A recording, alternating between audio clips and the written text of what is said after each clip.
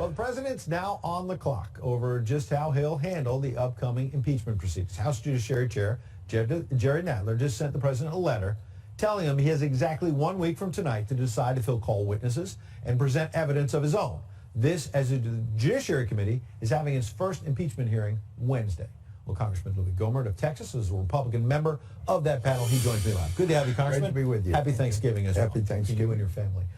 What do you make of Jerry Nadler saying, Mr. President, you have 1 week to decide if you're going to mount a defense? What would your advice be to the president? Should he mount an official defense? No, he needs to be advised of what the charges are. There are no charges. I mean, it is, they talked about, well, Nadler has continued to talk about collusion, but there's no collusion. And as we know, it is not obstruction of justice when you know you're innocent and you're trying to get the truth out about your innocence, and you got people like Mueller and Nadler and Schiff that are trying to get out lies that say, well, that's not obstruction. Well, let's get to Ukraine in a minute, but you mentioned Mueller. So I found it interesting that in this letter, Jerry Nadler tonight is bringing up the Mueller report, which I thought was in the rearview mirror, and saying, hey, we still may be looking at obstruction and potential article of impeachment. So let's remind our viewers what Jerry Nadler said about Mueller and obstruction in July. Watch. It found a great deal of collusion. It found a great deal of obstruction of justice by the president, and it found and it pointedly refused to exonerate the president. We think it's very important for the American people to hear directly what the facts are, because this is a president who has violated the law 6 ways from Sunday.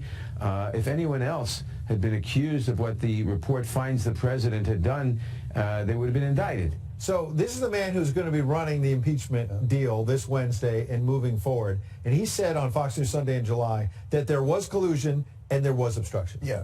Well, I guess that tells you why my friend Jerry was not running the impeachment hearings for a while there.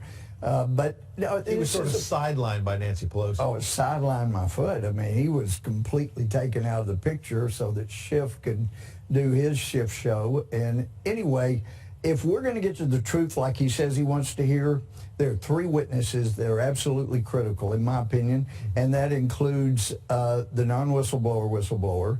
It includes Abigail Grace, who is close friends with the non-whistleblower, and Sean Misko. Also, all 3 of those worked at the National Security Council. They all worked with Biden and worked with Joe Biden when he was vice president. And this is my opinion based on what we've seen, the facts. I think the non-whistleblower ran to them, who worked for Schiff at the time, and said, my gosh, have you heard the conversation Trump had with the Ukrainian new president, wants to get rid of corruption? He's wanting the evidence. We're all going to be cooked if he gets the evidence from the Ukraine. And they said, what can we do?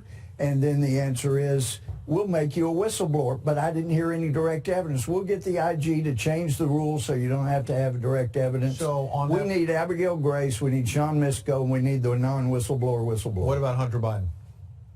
That's more of a sideshow, because the real corruption is not with Hunter Biden. He wasn't in a position of a government position. The question is Joe Biden. And they're saying, oh, gee, this is bribery. That means information has to be considered as monetary, and Supreme Court's made clear that's not a political gift. But the real trick is, if information is a bribe, then all of that information the Hillary Clinton campaign got from Ukraine and from Ukrainians, that makes them guilty of bribery. Schiff and other Democrats, you know, say that's a conspiracy theory you're pushing, that Ukraine was not involved in interfering, that it's all about Russia. Yeah. Well, it did involve Russia. It did involve some Ukrainians, and I'm careful not to say Ukraine, but some Ukrainians. And that's what Zelensky wants to get to the bottom of. But look at it from the non-whistleblower and Abigail Grace and Sean Misko that were involved in this whole thing, buddies with Brennan McMaster's. If you look at from their position, this is a twofer for them. But by making this guy supposedly a whistleblower, then you stop Zelensky from digging the information and getting them in trouble, and also you keep Trump occupied. Last question. Do you think now that it's a foregone conclusion that the Democrats are going to have a vote on impeachment? Or are they getting nervous from some of these polls? No, that is an absolutely great question, Ed. I just think that say what you will about Nancy Pelosi, she's not politically stupid. And she knows if we take this vote, she's going to get the votes she needs. She always does. Then it goes to the Senate. They're not going to remove him, and then Pelosi will have helped re-elect Donald Trump. She doesn't want to do. I can't believe she would want to do that, but her left wing may push her into it anyway. A lot of exciting days ahead. You're going to be right in the middle of it on Wednesday. Some of them get kind of boring. And Wednesday will be one of those. We appreciate you coming and giving us a preview before then. Thanks, Ed.